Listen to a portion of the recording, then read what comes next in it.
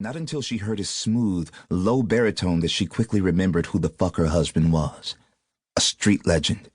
A king amongst kings. And most of all, the love of her life. Hearing his voice made her feel his power. Carter Jones's mere presence sent her chest into anxiety, and butterflies formed inside of her stomach.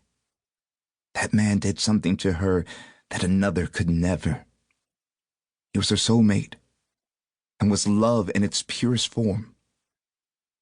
Her eyes drifted away from his watery eyes, and down to the left side of his chest.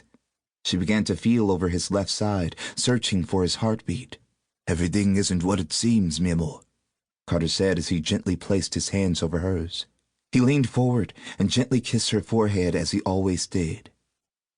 Mi amor smiled and closed her eyes, enjoying the moment. The memories. What she had found in Carter Jones is what every woman dreamed about. A man that loved her unconditionally. A man that knew all of her secrets and never judged her. Oh, how she missed her man. Deep in her heart, she knew that he wasn't dead. It was nothing that Carter had to say to prove his love, because mi amor felt it. Some people would never know true love. But once a woman got a taste of a real man, anything fake could never stand a chance. Carter was a real man, and mi amor was grateful to have experienced him. She was grateful that somehow he was standing before her. Once again, he cheated death, and mi amor wanted to ask him how he pulled it off. However, she didn't want to waste the opportunity with questions. She just stared into his brown eyes and slowly shook her head, not believing that he was there with her. Carter wiped his tear away, gently cupped mi amor's chin, and leaned in for a kiss.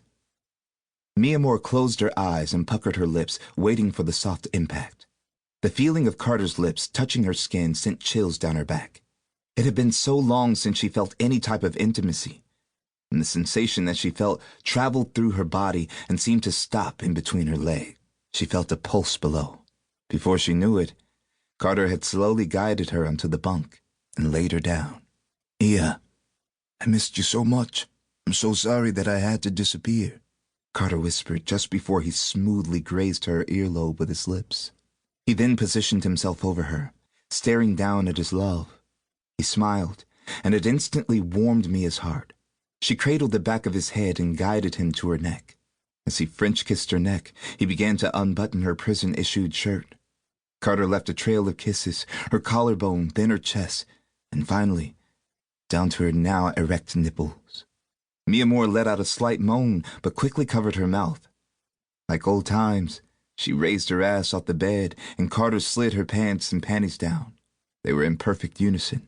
"I love you, Carter," she crooned, as her body began to squirm in anticipation. She felt the wetness between her legs and braced herself to feel her man slide into her. She arched her back, closing her eyes as she grabbed her own breast. Carter didn't enter her, and it was driving her crazy. He was teasing her. "Carter, stop fucking around. Put it in," mi amor whispered as she smiled and bit her bottom lip. She was so soaked that a small puddle began to form under her cheeks. Mi amor reached up to grab Carter so she could pull him closer, but she grasped at air. "What the fuck?" mi amor said as she opened her eyes, seeing that nothing was there but air. No Carter, no person, and no closure. Her watering eyes focused on the chipped piece of paint for a second, and then she sat up and looked around. Her cell felt so cold, colder than it had ever been before. The disappointment sat in as she realized that her mind had once again played tricks on her. Her encounter with her late husband wasn't real. It was a dream. A wet one. She sighed in frustration, knowing that she could only see Carter in her dreams. Tears began to stream down her face as she lay back down. Emotions wrecked her so heavily that tears stained her pillow. She didn't wipe them away.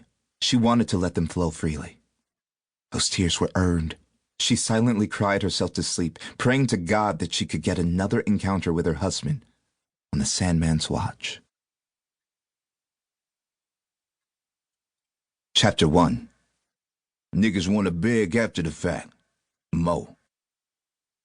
We're here in the training facility of Carter Jones II.